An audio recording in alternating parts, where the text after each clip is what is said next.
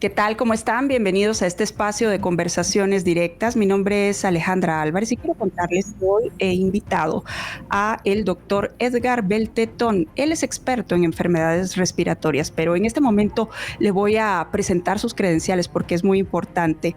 El doctor Beltetón es pediatra, intensivista, miembro de la Asociación Americana del Tórax y Asociación Europea de Enfermedades Respiratorias. Además, es director del Centro Aerodigestivo de Guatemala. Doctor Beltetón, ¿cómo está? Bienvenido a Conversaciones Directas. Muchas gracias, Alejandra. Para mí es un honor estar en este espacio que entiendo que está llenando un gran mérito cultural y educativo en el país. Muchas gracias por tomarme como parte de tu programa. Bien, gracias, doctor. Y en este momento nos encontramos en una crisis sanitaria por problemas en la calidad del aire que circula en el ambiente. ¿Cuál es el análisis que usted hace desde la perspectiva de salud? Bueno, tenemos que verlo en un campo bastante amplio. Yo te diría, Alejandra, que cuando hacemos el análisis de lo que estamos viendo en enfermedad pulmonar en niños, he tenido la suerte de estar participando en varios foros de lo que sucede con la enfermedad pulmonar en niños, fíjate tú, de pequeños, de escasos y medianos recursos en el mundo. Y Guatemala ha sido tomada como guía para el patrón latinoamericano de por qué se nos están enfermando nuestros niños con mucha más frecuencia que otras poblaciones de enfermedades respiratorias en este caso. Y solo para ponerte en antecedente, la revista Lancet, que va a salir el mes entrante, sale un artículo nuestro donde se hace una publicación sobre las características que tenemos como población y básicamente población pobre en un país de tercer mundo y por qué se están enfermando los niños. Y la respuesta, parte de la respuesta la estamos platicando ahorita, o sea, la contaminación ambiental que jamás se le ha puesto la atención que todo el mundo hubiera querido hace 30 o 40 años, ahora la estamos pagando nosotros y tal vez nosotros no la vamos a pagar del todo, sino que la factura la van a pagar nuestros nietos y nuestros hijos. Entonces, el impacto de la contaminación ambiental es tremendo y yo creo que esto que está sucediendo, este accidente que está sucediendo en la capital de la República, es como para tomar las medidas y aquí decir, bueno, esto sucedió y se acabó. Pues aquí o nos alineamos a cuidarnos nosotros o las consecuencias van a seguir siendo tremendas. O sea, tenemos que empezar a aprender a cuidarnos nosotros, Alejandro. Ahora, doctor, ¿cuáles son las consecuencias de respirar el aire que en este momento circula en el ambiente? Las consecuencias, como muchos expertos las han analizado, las hemos empezado a reinvestigar. Y en el área de pediatría, básicamente, lo que vamos a tener un impacto en el fenómeno inflamatorio de la vía respiratoria desde la punta de la nariz, desde la mucosa nasal hasta metiéndonos un poquito más en los alvéolos de los niños. Y yo traía unas diapositivas y si quieren ponemos la primera que habla sobre las partículas que generalmente son las que atraviesan la barrera respiratoria. Y los diámetros de estas partículas, Alejandra, son tan minúsculos, tan micropartículas, que es lo que hace que sea tan peligrosa la quema de este tipo de sustancias. Y esto hace que se produzca un fenómeno irritativo con altas consecuencias para gente sana. No así, imagínate tú, para los pacientes que tienen grandes problemas respiratorios, que en niños hay una gran mayoría de ellos. El asma es una enfermedad que está en el 13 al 15, 18% de la población en nuestro país y que tienen que recibir medicamentos y estos niños se van a ver tremendamente afectados. Otra patología es la bronquitis crónica, purulenta, es una patología que hemos estudiado muchísimo, que es el niño que se infecta constantemente en las áreas escolares por contaminación que se produce, que no se hace un diagnóstico adecuado y se están enfermando constantemente, inflamando sus bronquios. Esto es repercusiones tremendas a largo plazo en estos niños y yo creo que va a ser interesante poder estudiar qué pasa después de este fenómeno de contaminación tan severo que estamos teniendo con nuestra población.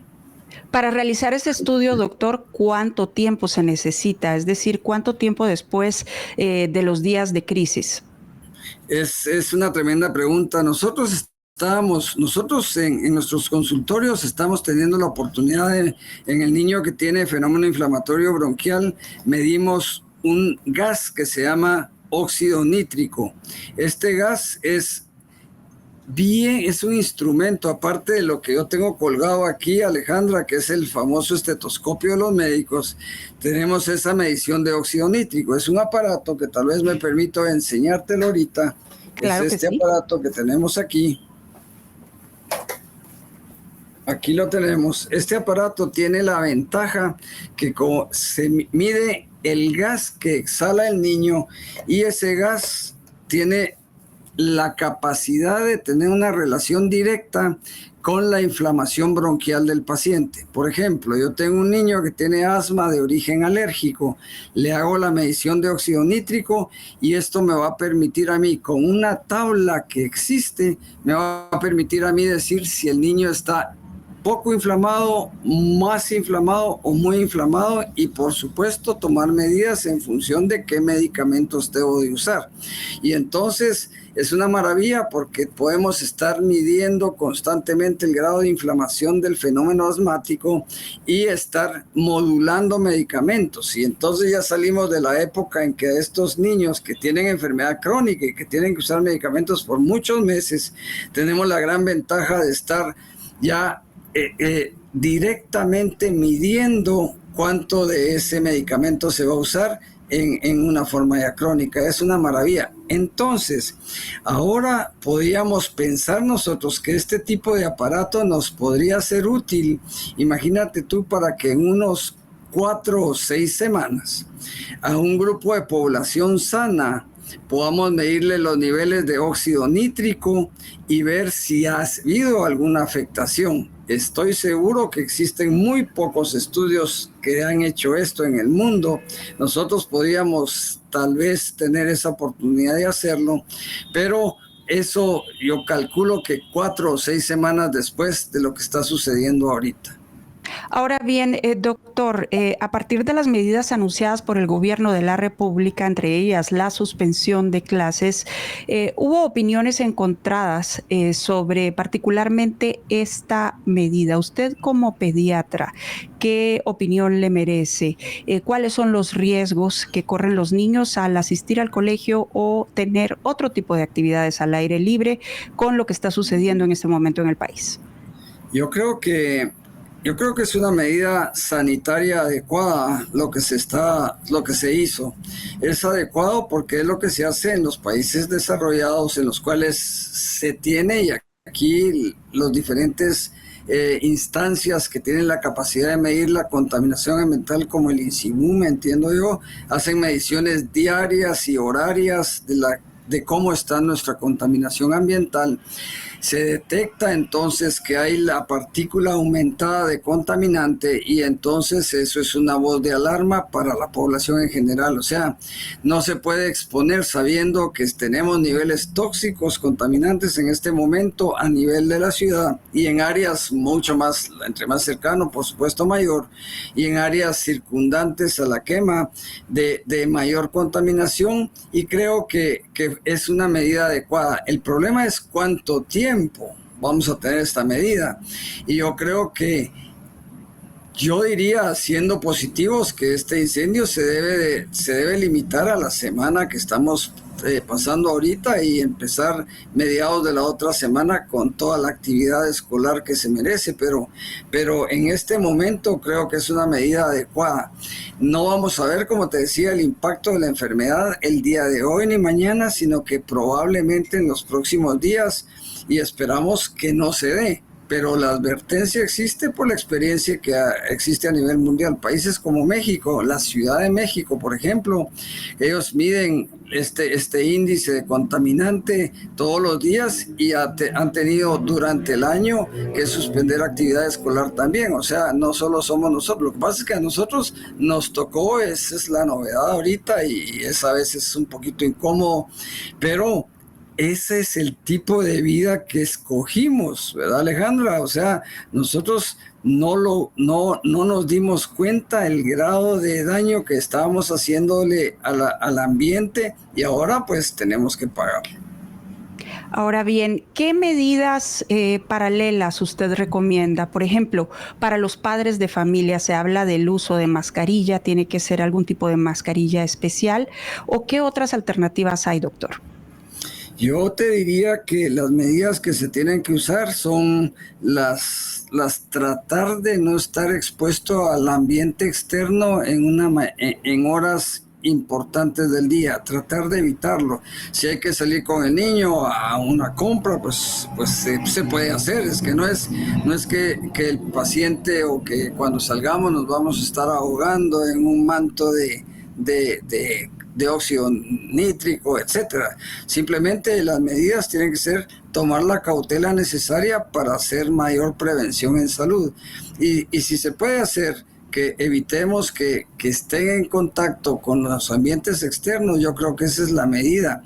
El usar o no usar mascarilla es más complejo, porque claro, vamos a enseñarles a usar mascarilla en algunos periodos del año como este. Yo creo que cuando se vaya al colegio de nuevo, pues sería saludable que nuestros niños puedan ir, los niños que ya soportan la mascarilla, ir con mascarilla, porque de alguna manera vamos a hacer algún grado de prevención. Pero todo es aprender a hacer prevención y no estar después con los aerosoles y con todos los medicamentos, esteroides que a veces abusamos de ellos y que ya son medidas tardías, ¿verdad? Sí podemos hacer prevención por los siguientes 2 semanas, digo yo, de pasado este evento, con el uso de la mascarilla, pues sería una buena medida.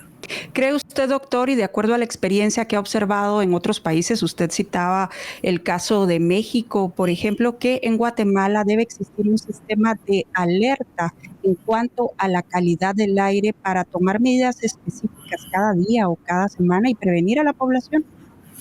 Y yo creo que estás tocando un punto muy importante. Yo creo que tú que trabajas en el área de las noticias, yo creo que es importante que un cintillo diario sería una cosa extraordinaria para sacar, diciendo el grado de contaminación ambiental que se está dando en las diferentes zonas de la ciudad, en los diferentes departamentos donde esto tenga alcance a ser medido.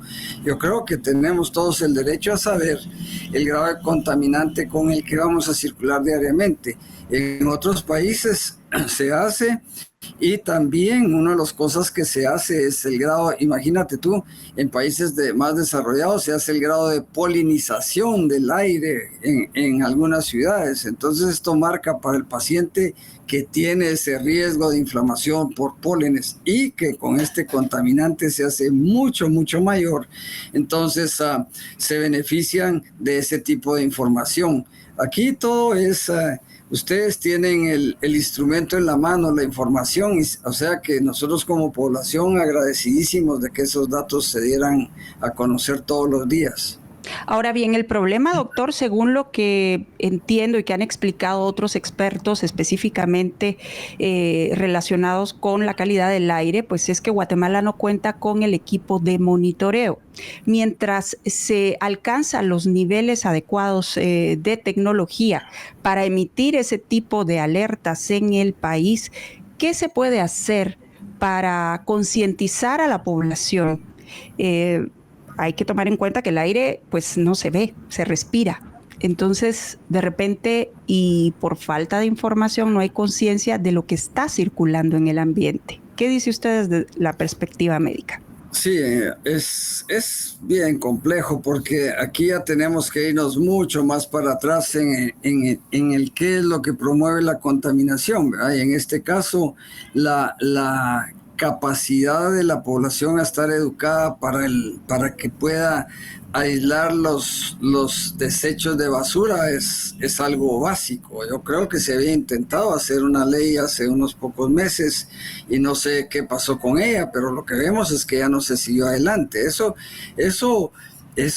tiene que retomarse, pues, ¿verdad? Eso tiene que retomarse. Y desde el niño que empieza a comerse, a chuparse un helado y que no sabe qué hacer con el papel en la casa, ese niño debe ser instruido y debe ser una clase especial en la educación de los niños para que ellos sepan de qué estamos hablando cuando estamos tirando algo a cualquier lado y que no se deposita en los lugares adecuados. O sea, qué hacer con los desechos es parte de lo que los gobiernos tienen que enseñarnos a tomar a esas medidas para que no se lleguen a estos casos.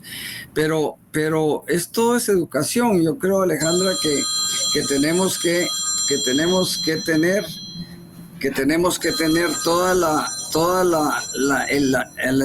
los instrumentos educativos necesarios para tomar las medidas que en algún momento nos lleven a hacer las cosas de otra manera. Tenemos que aprender a cambiar y parte de cambiar es ser más educados en esta área. Hay medidas que tienen que tomar con más rigurosidad, por ejemplo, las personas que están más cercanas a los focos de incendio. En este caso, el incendio de AMSA, por ejemplo. Doctor, ¿qué pasa en esos casos?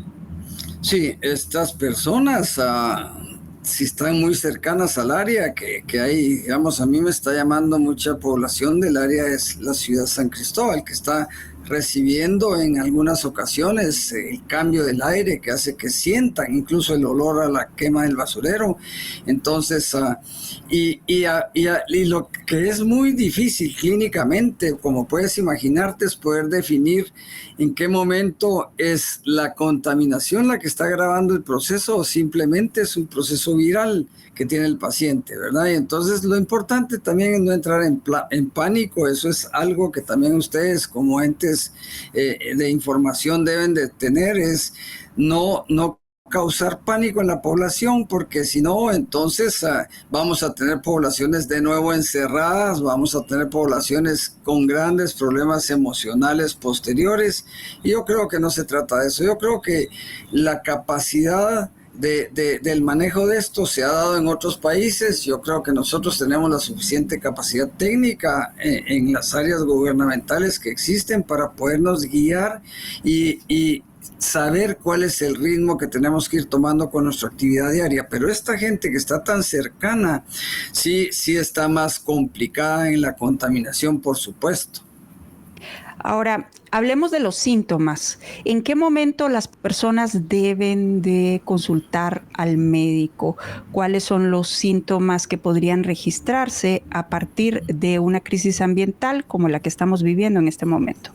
Esa pregunta es tal vez la que más encaja en lo que yo hago. Los síntomas son desde cualquier picazón de nariz, por ejemplo, ¿verdad? Hay un paciente que tiene rinitis alérgica, está bien controlado con sus antialérgicos y con sus inhaladores y con sus sprays nasales. Generalmente los sprays nasales que se utilizan son sprays con esteroides.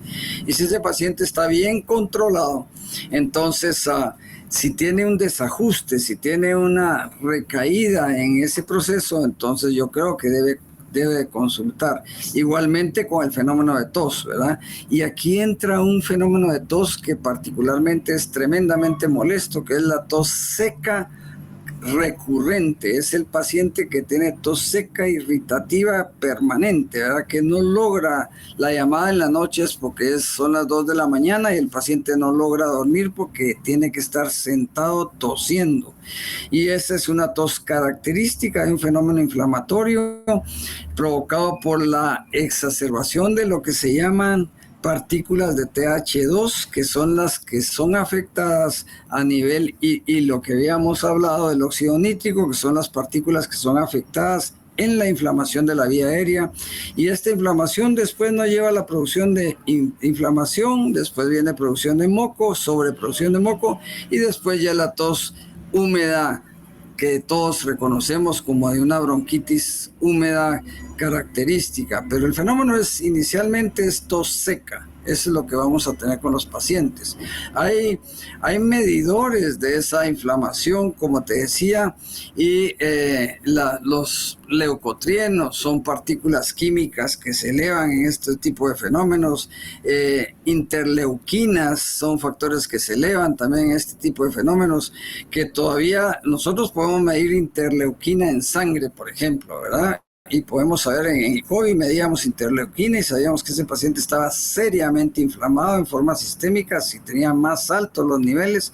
En este caso, lo que se mide es la interleuquina, pero a nivel del tejido respiratorio. Entonces eso no lo podemos hacer, eso no se puede hacer en una forma práctica, pero se sabe que toda esa cantidad de contaminación nos lleva al final a un fenómeno inflamatorio que puede producir exacerbación, se llama, del proceso asmático en ese grupo de pacientes, y tos crónica y bronquitis en el paciente que no tiene asma.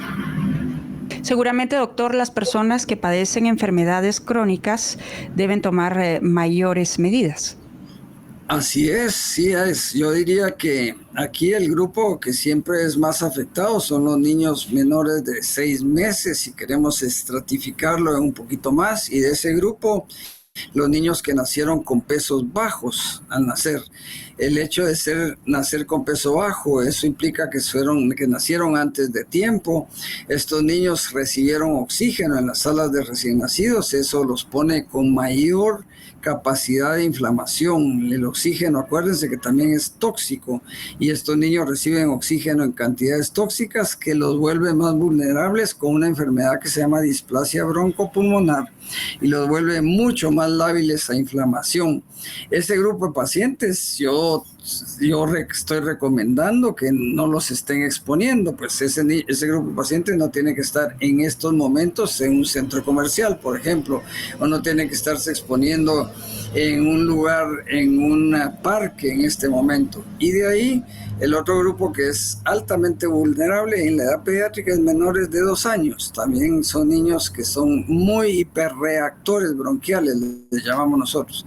Y por supuesto la edad adulta, el adulto mayor que ha tenido lo que nosotros ahora reconocemos como enfisema pulmonar o el famoso EPOC. Gente que ha fumado todo el tiempo, gente que ha estado expuesta a contaminación de hidrocarburos en una forma importante, o en nuestro medio, Alejandra, la exposición al humo de leña o al humo de la quemada de hojarasca, ¿verdad? Que es tan frecuente en el campo, que juntan el corte de la caña, de la leña, de lo que se hizo, el recorte para la siembra, se quema, y esa gente ha estado expuesta a ese humo, pero por años, ¿verdad? Esa gente tiene una patología generalmente que tiene relación con fibrosis pulmonar. Esos son los factores que en ese artículo nosotros mencionamos que afecta a los países de medianos y bajos recursos en el mundo. O sea, hay una relación entre el ser pobre como país y la enfermedad que tú tienes. No se sucede lo mismo en un país desarrollado, ¿verdad? Un país desarrollado tiene características diferentes en la etiología de la enfermedad. ¿Cree, doctor, que a partir de este evento se va a registrar un número considerable de pacientes con enfermedades respiratorias en el país?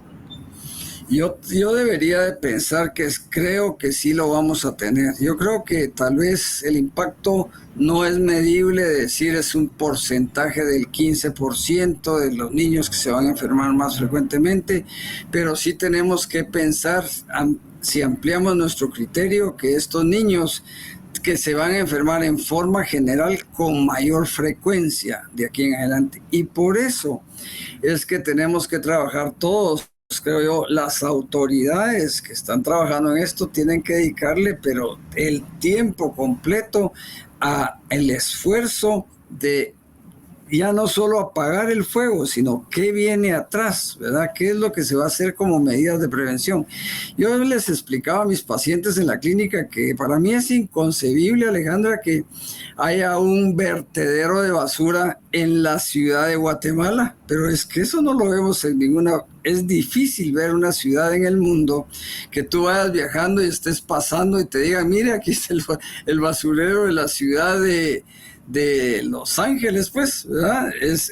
O de la ciudad en Frankfurt, pues, ¿verdad? O sea, estos están situados en lugares específicos y el tratamiento también es muy a la altura de lo que se conoce que produce contaminación. Entonces, nosotros hemos insistido por años en tener aquí nuestro basurero, ya es como emblemático de la ciudad de Guatemala, y eso no es posible.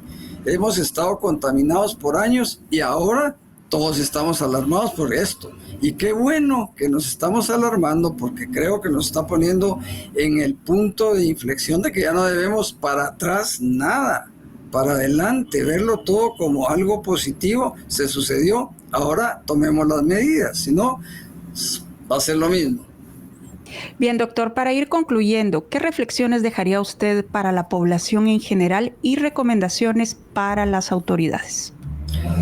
Tal vez para la población en general es que, aparte de que se aíslen de estos lugares donde se está produciendo la quema y que se protejan en la medida de lo posible, cuando vean que se informen y que sepan cómo están los índices de contaminación de las áreas donde viven. Yo creo que lo que es más importante y que todavía lo vemos, Alejandra, nosotros aquí en nuestra población, es que salen los vecinos digamos, en Monterrico, te quiero decir, ¿verdad? Que es un lugar que a veces visitamos y vemos que la gente está quemando su propia basura afuera. Pero eso, y nada pasa nada, pues, pero tal vez porque no estás simplemente legislado qué se debe hacer con la basura. No se ha hecho conciencia. O no se hace conciencia, o los alcaldes de los lugares no le ponen la menor atención porque no hay la basura ahí, se va a tirar y se va a quemar y entonces yo creo que ahí está el problema. Si no legislamos para que esto se resuelva, y esto va para las autoridades también, pues, ¿verdad? Yo creo que desde ahí se debe empezar. Bien, pues doctor Beltetón, muchas gracias por haber conversado con nosotros en este espacio de entrevistas, historias y, bueno, comentarios directos también. Así que bienvenido. Muchas gracias y estamos a la orden y espero que sea positivo y esperamos que también el impacto de esto no se vea, pues, ¿verdad? Tal vez esperamos que todo lo que estamos platicando se quede. Pero nos toca tomar decisiones y las decisiones son pensar en hacer prevención. Yo creo que esa es toda la estrategia que se debe pensar en la actualidad. Bien, gracias doctor y gracias a ustedes también por su sintonía. Hoy conversamos con el doctor Edgar Beltetón, él es médico pediatra y especialista en enfermedades respiratorias. Soy Alejandra Álvarez. Hasta la próxima.